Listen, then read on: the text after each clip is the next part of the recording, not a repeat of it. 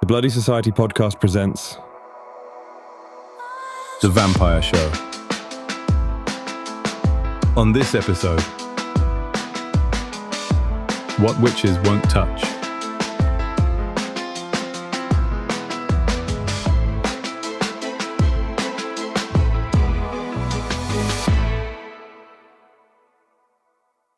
Vampire boys and girls, welcome back. We are live tonight. Properly, genuinely, anything can happen live, which after the last several episodes of pre-recorded broadcasts is... it feels like coming home. I have missed this. The live energy, the not knowing, the thrill of broadcasting in real time to an audience that is right there with you. I have missed you, Darklings. As have I.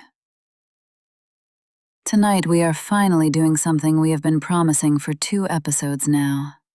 Forbidden magic. What witches will not touch. Not what they cannot touch. What they choose not to. The distinction matters enormously, and we are going to spend some time on it tonight. Before we dive in, a brief acknowledgement of last week. Ivan Lockhart called our show, uninvited, to tell us the story of Eric Bjorn and Vittorio Visconti, and said, and I want to read this back because I have been thinking about it all week, that is either the greatest love story the supernatural world has ever produced, or its greatest tragedy. I have stopped trying to decide which. Ivan Lockhart, 3 centuries of sardonic composure, said that, on our show. We are still processing it. We may always be processing it. Tonight, we move forward. Forbidden magic. Let's begin.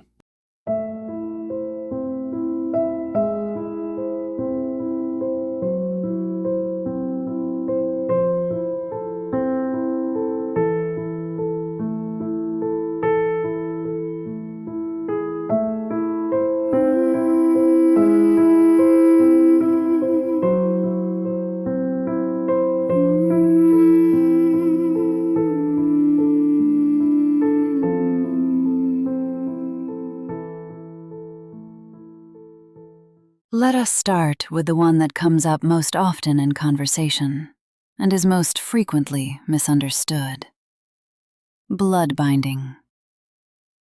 When most supernatural beings hear that term, they think of simple blood oaths, agreements sealed in the blood, witnessed, binding in the way that contracts are binding, enforceable, dissoluble under the right circumstances.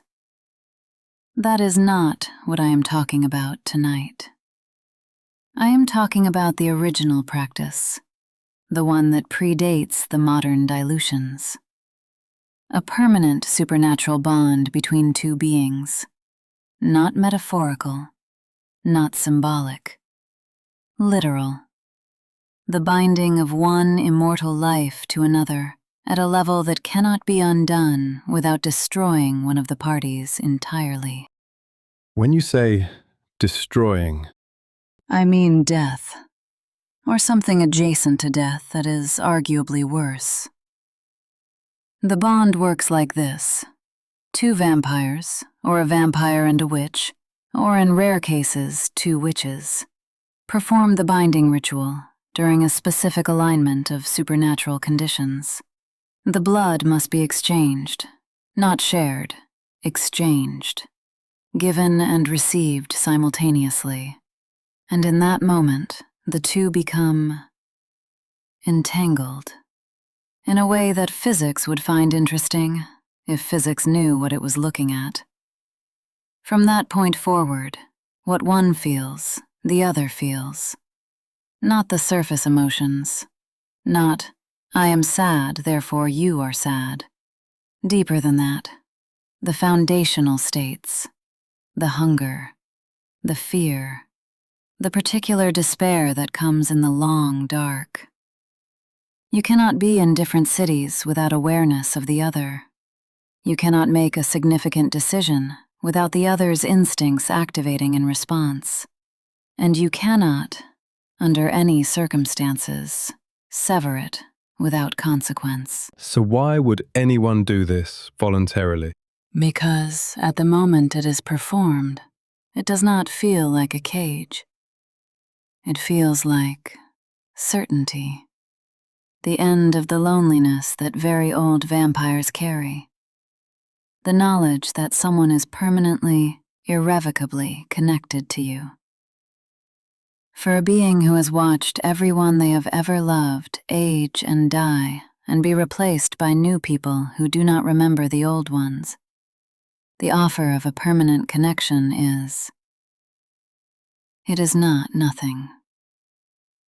It is, in fact, everything, which is precisely why it is dangerous. Has it ever ended well? I know of one binding that was performed in 1743. I will not name the parties. One of them is still alive, and I have no interest in that conversation. The binding lasted 2 centuries. In that time, the two of them were, by all accounts, extraordinary together. Formidable. The kind of pair that entire supernatural power structures organize themselves around. And then one of them died. Not dramatically, not in battle. The survivor did not recover. I do not mean they grieved and eventually found equilibrium. I mean they did not recover. They are still alive, and they have not recovered. 2 centuries later. That is why witches won't touch it. That is why witches won't touch it. The bond is not designed for immortals. It was developed in an era when supernatural lifespans were shorter, when the assumption of loss was built into the structure of existence in a way that made the risk more calculable. When you remove the expiration date and the bond remains, you have built something with no exit. And no exit for something that feels everything the other feels is a particular kind of suffering that I would not wish on anyone. The second category, memory erasure at scale. And I want to be precise about the distinction here, because individual memory erasure is relatively common in our world.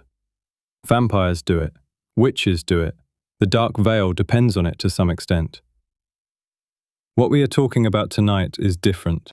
Collective erasure. The removal of a shared memory from an entire community. Not one person's recollection of an event. The event itself, from the collective consciousness of everyone who witnessed it or knew of it. The magic required is staggering, in scale and in cost. It requires a practitioner of extraordinary power, working at the absolute limit of what the craft can do. And it leaves marks on the practitioner, on the fabric of supernatural history, on the people who have had something removed from them without their knowledge or consent. Because they always know something is missing. They cannot name it, they cannot locate it, but the shape of the absence is always there. This has been done. It has been done exactly 3 times in recorded supernatural history. I know what 2 of those times were. The first, 1312, the dissolution of an entire supernatural order that had become problematic. The members were scattered, the records were destroyed. And then the memory of the order's existence was removed from everyone who had known of it. It worked, almost completely. What remained was the shape of the absence. Older vampires with the particular unsettled feeling of something they could not name. Histories with gaps that did not quite add up. A lingering unease in certain cities that nobody could explain. But the order itself, gone, as if it had never been. And the second? 1888, London. I will say no more about that one. Scarlet. No. Moving on. The third.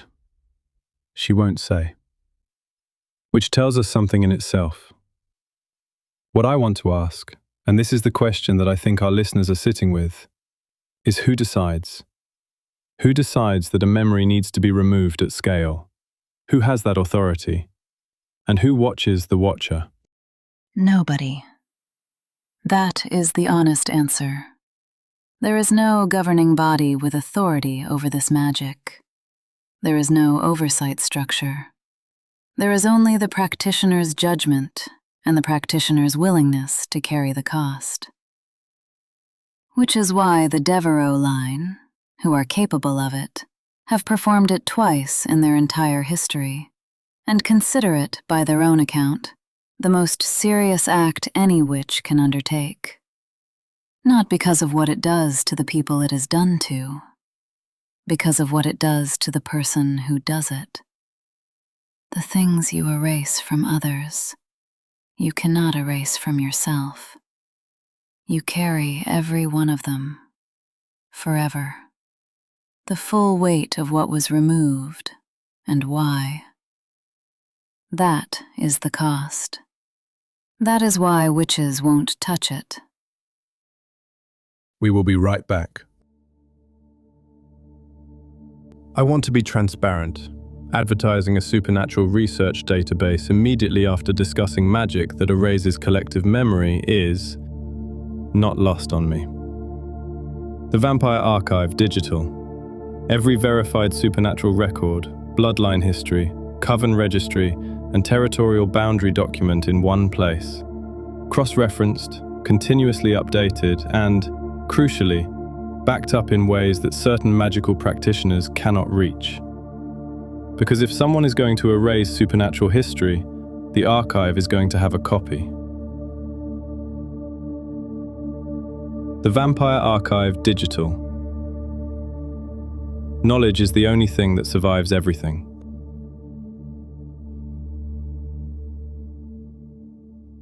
The third category. And Scarlet, I want to say before we go into this one, you don't have to give more than you want to give. I want to distinguish this from what Cassandra Devereaux did first. Because the distinction is important, and the community has been conflating the two since Blood and Bargains. What Cassandra did was resurrection. A soul that had departed, called back through bargain and love, and the specific power of Samhain. The soul consented, in the way that souls on the threshold can consent, which is not identical to mortal consent, but is not nothing. Luciana's soul was not held. It was invited back, and it came. Soul anchoring is different in one specific and catastrophic way. The soul does not consent. It is held, against its nature, against its direction, tethered to the living world by magic that is stronger than the soul's own momentum. And it knows. That is the part that makes it forbidden. Not the mechanics of it, the knowing. What does that look like from the outside? A person who is present, but not fully present. As if something in them is always straining toward a direction you cannot see. They function, they speak, they maintain relationships and routines and the surface of a life. But there is something underneath it that never rests, a tension that does not resolve. The soul knows where it was going, and it knows it cannot go there. And that knowledge, that specific, constant knowledge, is carried in every conversation, every moment of quiet, every time the person is alone with themselves. You cannot hide it entirely. People who have known the person long enough begin to feel it without being able to name it. Something is wrong in a way they cannot locate, Something is unfinished, straining, present but not free. Scarlet, has anyone ever used any of these on you? Any of the three? No, not on me.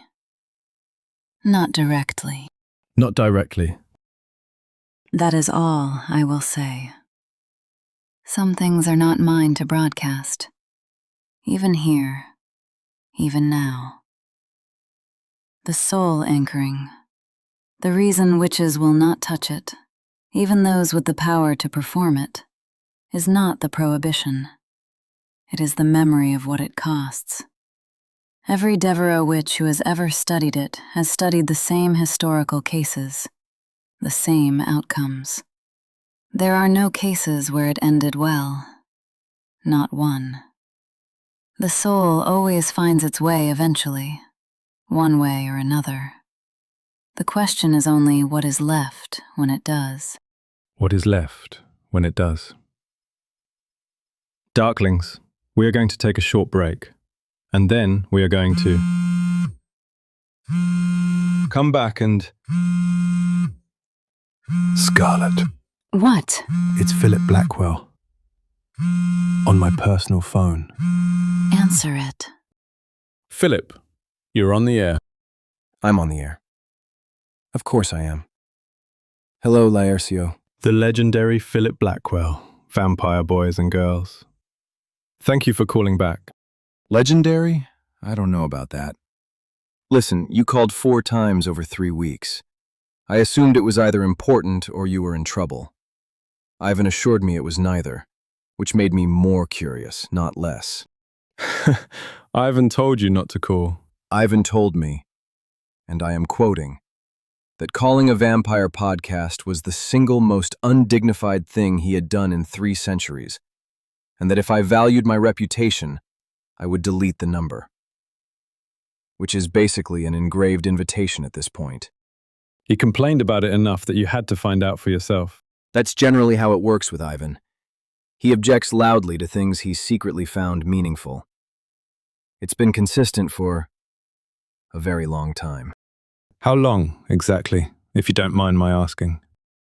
Long enough that I stopped counting years somewhere around the 2nd decade. When you have Ivan Lockhart as your maker, when you have someone like that in your life, you stop measuring time the way you used to. It stops being years. It becomes before and after.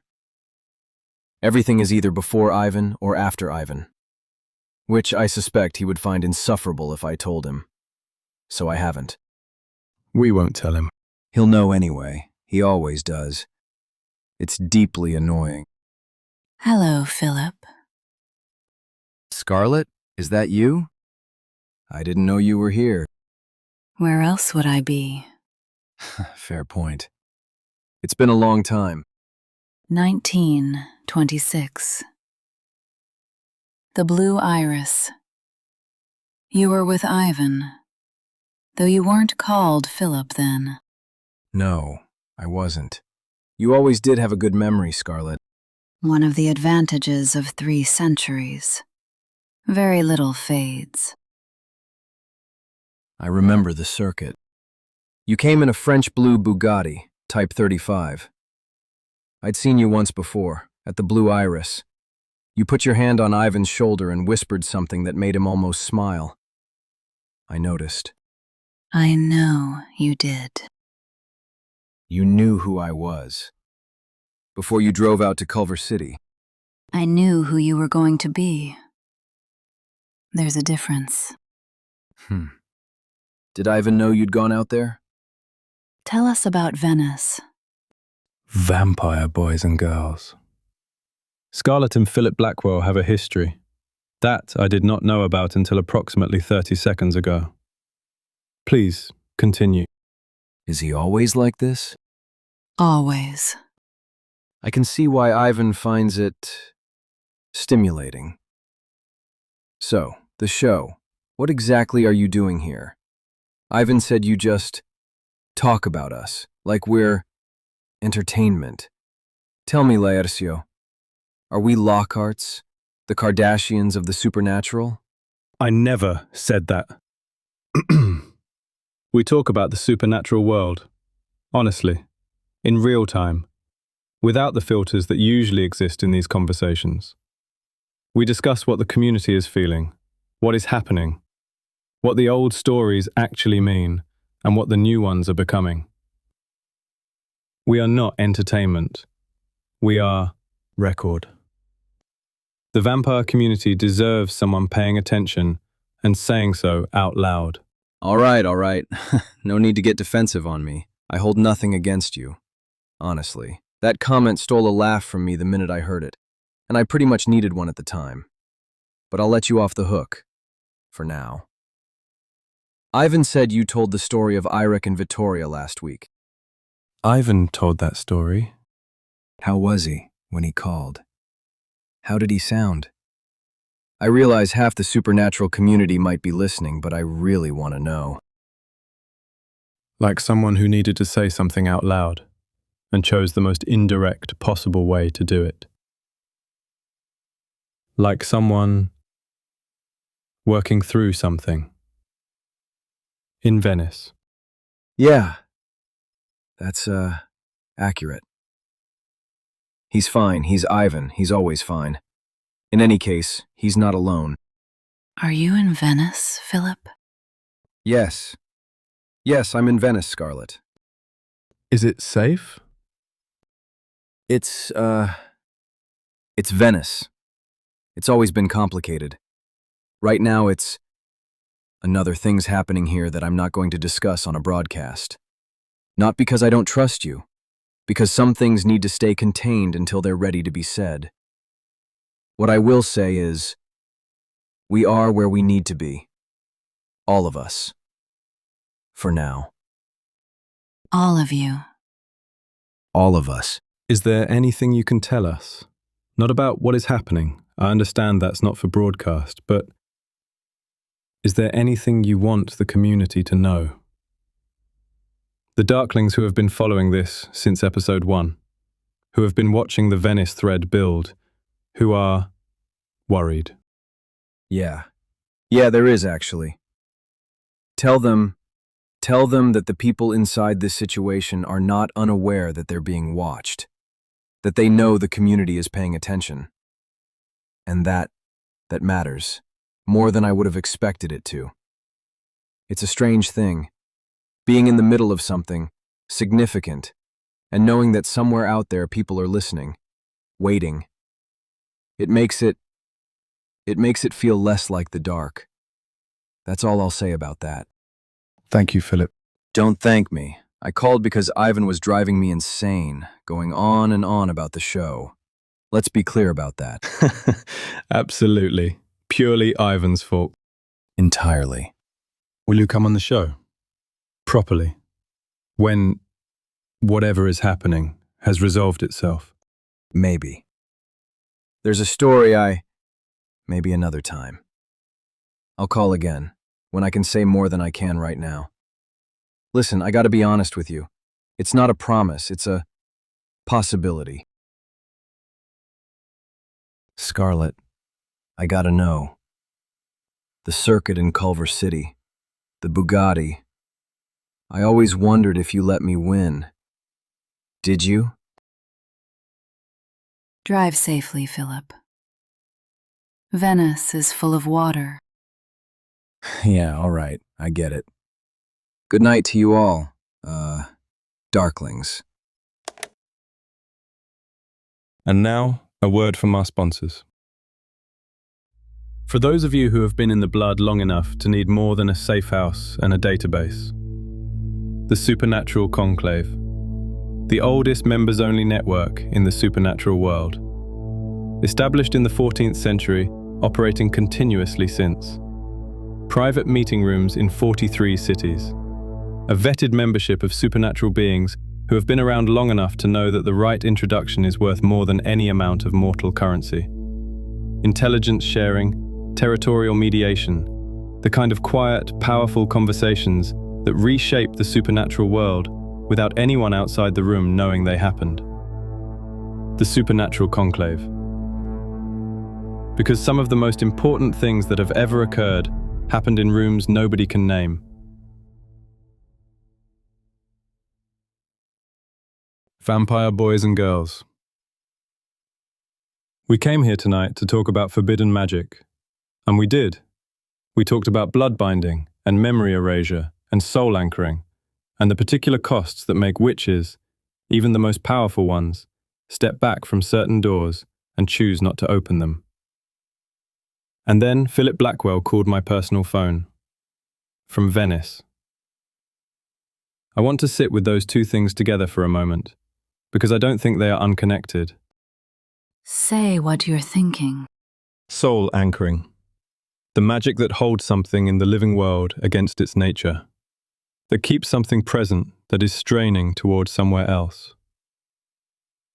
We have had, in the last 8 episodes of this show, a series of callers and events and pieces of information that all point towards something happening in Venice that we cannot fully see. Eric Bjorn coming out of the shadows for only the second time in recorded history. The Sati Mangiatori active. Source blood in the lagoon. Ivan calling in. Now Philip, confirming he is there. All of them. And something Ivan said that I keep returning to. Venice will tell its own story, in its own time. What if the story Venice is telling, what if the thing that has drawn every major supernatural figure into that city right now involves magic that should not be touched? What if someone already touched it? That is a significant claim, Laércio. We have no evidence. I know. I am not claiming it. I am asking it, out loud, on air, because someone needs to ask it, and we are the ones with a microphone. The forbidden magic we discussed tonight, all 3 categories, share one characteristic. They leave marks. On the practitioner, on the fabric of supernatural history, on the people in proximity. The things happening in Venice are leaving marks. We can see the marks. We have been watching the marks build since episode 1. I am asking, what left them? I do not know. And that is the most honest thing I've said tonight. I do not know. But I think you are asking the right question. Darklings. That is our show for tonight. We came for forbidden magic, and we got rather more than that, as this show tends to do. Phillip Blackwell said he would call again when he could say more. We will be here. We will always be here. And if you are in Venice right now, if you are one of the ones Philip meant when he said all of us, we see you. Whatever is happening in that city, we are paying attention. Stay bloody gorgeous, Darklings. And keep asking the questions that nobody else will ask. This is Laércio, your favorite vampire streamer, signing off. And this is Scarlet, spoiled brat vampire extraordinaire. You're listening to the Bloody Society podcast, transmitting for you live, kind of, from our private studio in the dark corner of the interweb. Don't miss our weekly episodes. Until next time, stay bloody gorgeous, darlings.